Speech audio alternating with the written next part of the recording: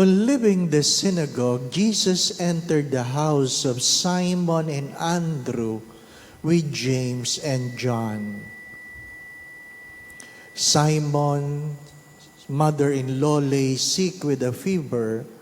They immediately told him about her. He approached, grasped her hand, and helped her up. Then the fever left her, and she waited on them.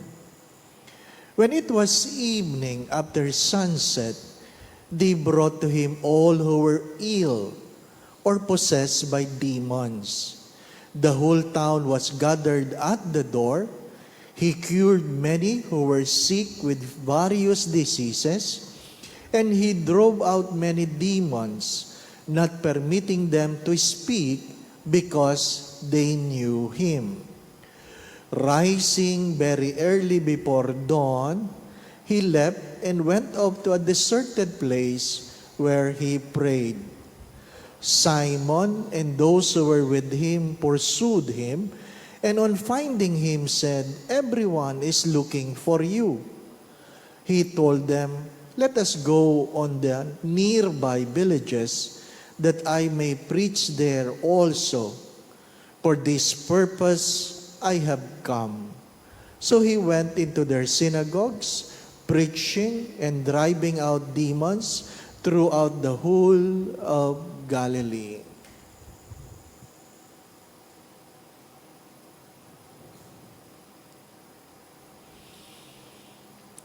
The Gospel of the Lord. Praise to you, Lord Jesus Christ.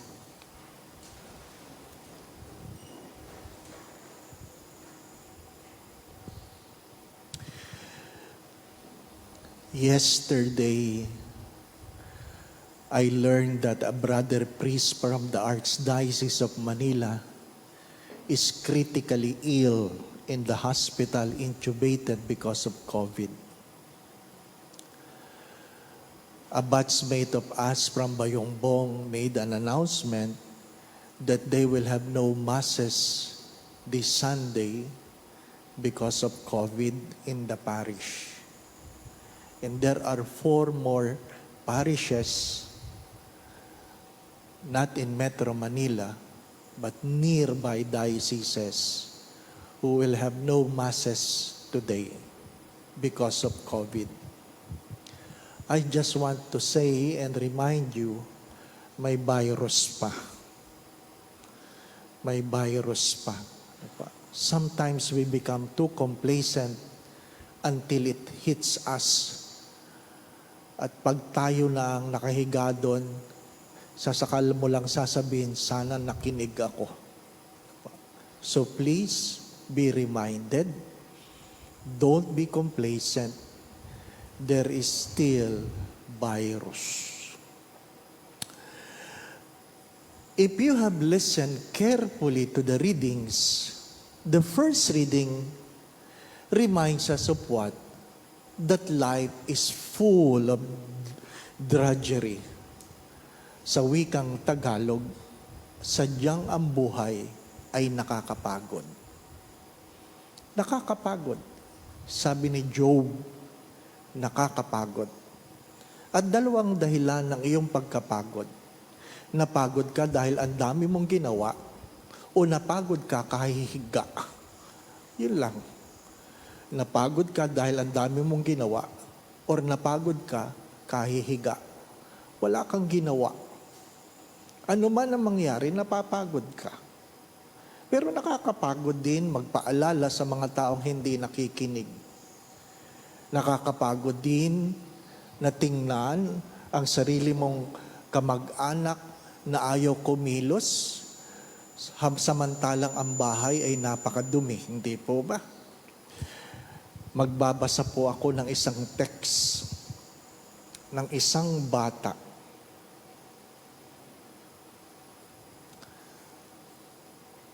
"Father, can I ask for an advice because we just knew and have proof that our dad is seeing another woman beside my mom who is working abroad.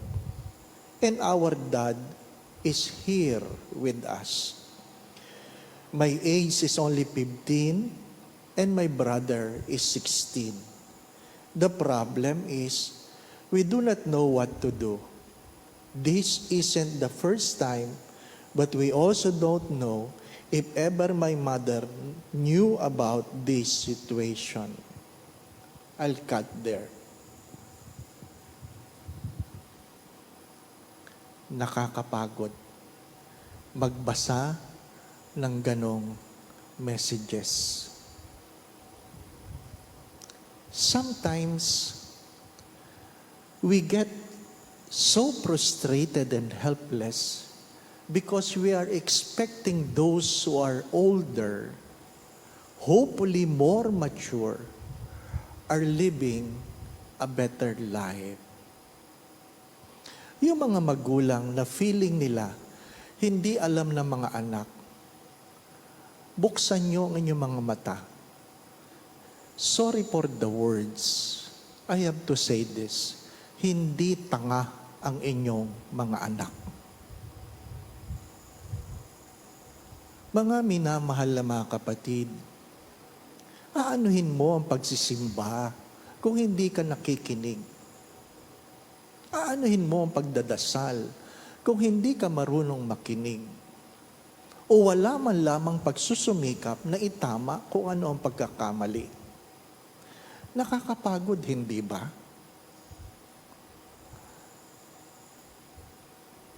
Ano sabi ni San Pablo? I would put it in my context. Being ordained, I know I have the obligation not only to practice my faith, but to preach it. As a priest, there is an obligation that being put in me, I have to embrace because I was ordained for it. The stole that we put in our shoulder reminds us of that burden. Woe, kalunos-lunos, kung hindi mo yan ginagawa. Pero ano sabi ni San Pablo?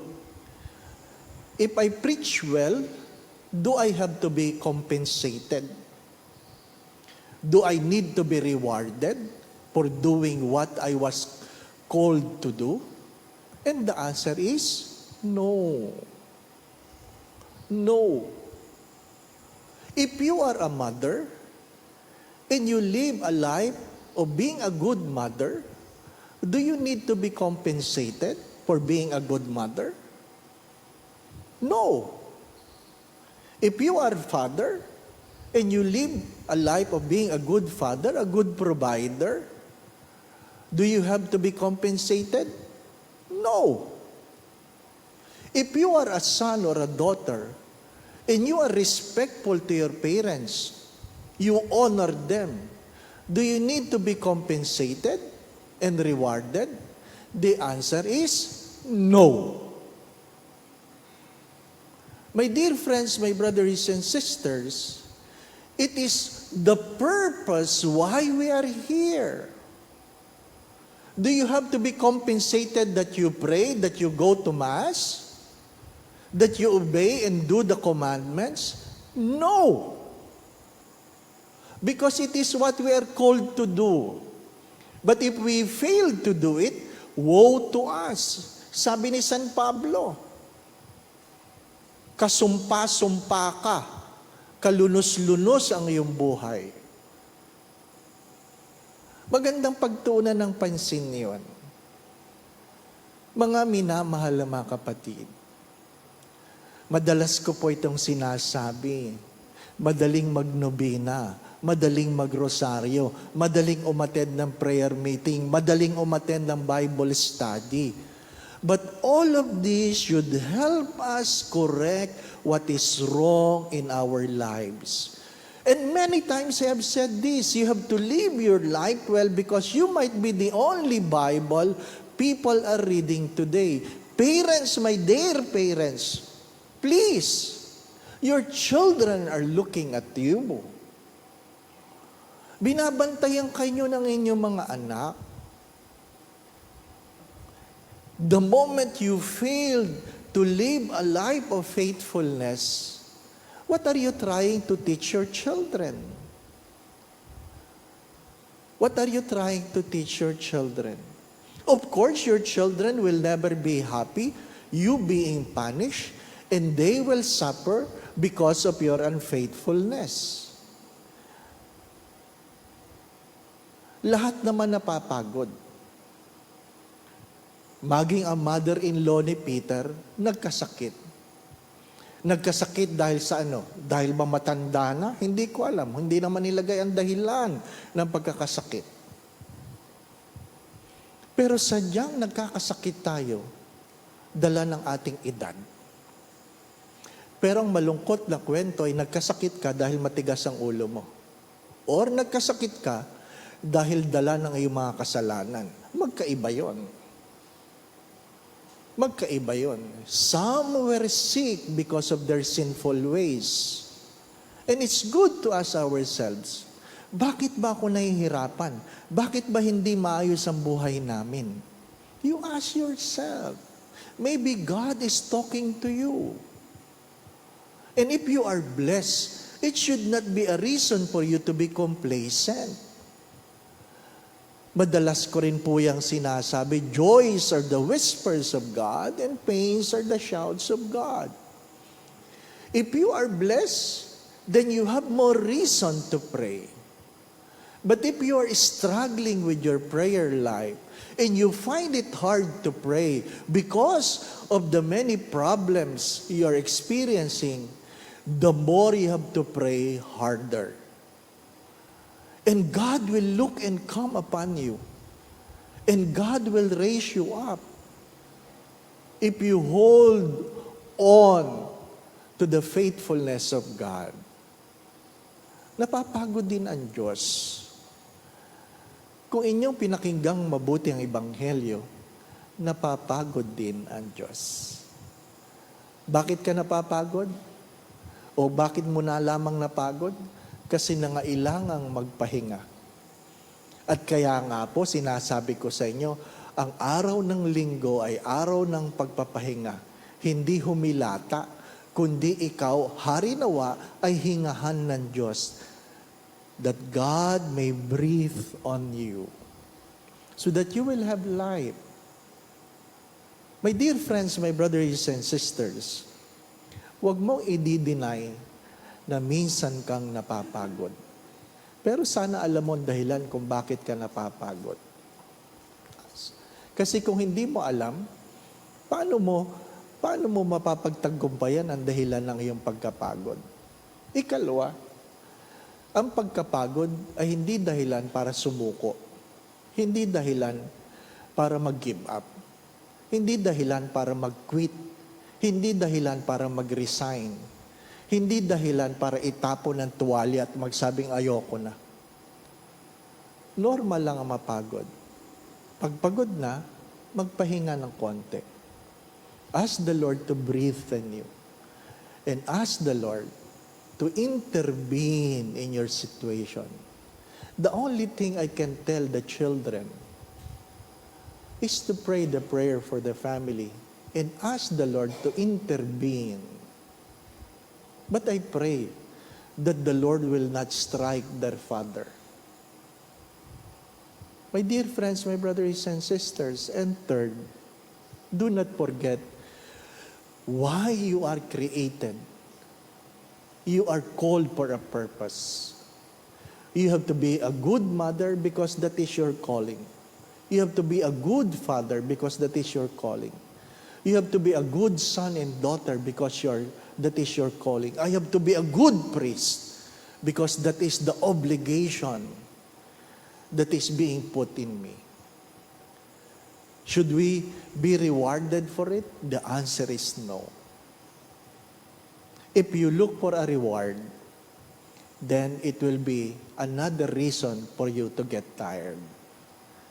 Pag kayo'y nag-aantay ng regalo, biyaya, papuri, ay mapapagod kayo. Kaya nga paminsan-minsan, hindi naman kasalanan na pag kayo'y haharap sa salamin, paminsan-minsan lang ha, huwag palagi. Ha? Haharap ka sa salamin, paminsan-minsan, sinasabi mo rin sa sarili mo, ganda ko talaga. Kasi wala na nagsasabi, hindi po ba? Ano? Ha? Pogi ko. Ha? Galing ko talaga. Galing. Paminsan-minsan, di ba? Ano? Yung bang pawis na pawis ka sa pagluluto, di ba? Talagang excited ka. Pinakain mo ang iyong mga anak. Hindi ka muna sumusubo kasi nag-aantay ka magsabing, ang sarap. Walang nagsabi. Di ba? Walang nagsabi. Sabihin mo, sarap ng luto ko, no? Ha? Or else mapapagod ka. Paminsan-minsan. Hindi kasalanan yon. You do not boast. Sabi nga ni St. Paul, you do not boast. But my dear friends, my brothers and sisters, do not give up. Never give up.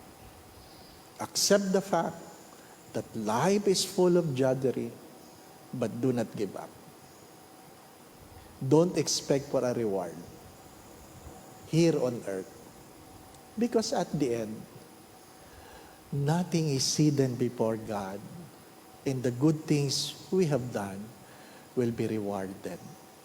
And third, just this is my prayer. Hopefully, you are not the reason for others getting tired. Sana hindi ikaw, hindi ako ang dahilan para sa iba ay magsabing, pagod na ako. Pagod na ako. Mga anak, pag sinabi ng nanay mo, pagod ako, please, please, please, find your ways to console your parents. Sometimes it's good to ask the question, what do you want me to do for you? Ma, anong gusto mo? Gusto mo ba ng soft drinks? Gusto mo ba ng hilot? Gusto mo ba ng merienda? Pagka minsan nakakalimutan natin ito, na may mga taong napapagod para sa atin, na tahimik lamang na walang sinasabi. But hopefully, we are kind enough, sensitive enough, and grateful enough to say thank you. Sometimes, ang hinihingi lang ng mga nanay ay simpleng halik at simpleng yapos na may nagsasabing, thank you, Mama. I love you. Amen. Next Wednesday is already Ash Wednesday, the beginning of Lent. Let us prepare ourselves. Second, yesterday, the Archdiocese of Manila launched our celebration for the 500 years of Christianity, and there was a blessing for Mission Cross. Wala po tayong Mission Cross sa parokya. Ano po? Hindi tayo nakabili. At hindi tayo bibili. Ipapakain na lang natin sa street dwellers. But if you want to buy, you can buy from Manila Cathedral. Ano po? From the stores in Manila Cathedral. My dear friends, my brothers and sisters, the theme of this 500 years of celebration is that we are gifted to give. We are gifted to give. Huwag mong sayangin ang biyayang pinagkaloob sa iyo ng Diyos. It is not for you to indulge your gift, but to share it. Going back to what I've said, you know, my heart goes to the little children who tries to become a better person today than yesterday. And silently in their prayers, they pray that their family will become a better family today than yesterday. And of course, when they air their frustrations, I know how it feels. I pray for them. Hindi lang naman ang mga magulang ang napapagod sa mga anak. Sadyang may mga anak na nakakapagod. Pero may mga magulang ding nakakapagod. May kilala ko, tanghaling magising ang ina. At pag gumising, nagbubunga nga pa, ay talagang nakakapagod. Sadyang nakakapagod ang buhay, pero hindi dahilan para mag-give up. Hindi dahilan para mag-give up. Maging ang Diyos ay napagod at kinuha ang lakas mula sa pagdarasal. My brothers and sisters, remember this. If you are a good mother, if you are a good father, if you are among the good children, you don't look for compensation or reward because it is the purpose why you are created. But woe to you if you fail to become. Woe to you. Remember those words from St. Paul. Nakakapagod, pero sana hindi tayo ang dahilan ng pagkapagod ng iba. The Lord be with you. And with your spirit. And may Almighty God bless you, the Father, the Son, and the Holy Spirit. Amen. We go in peace to love and serve the Lord. Thanks be to God.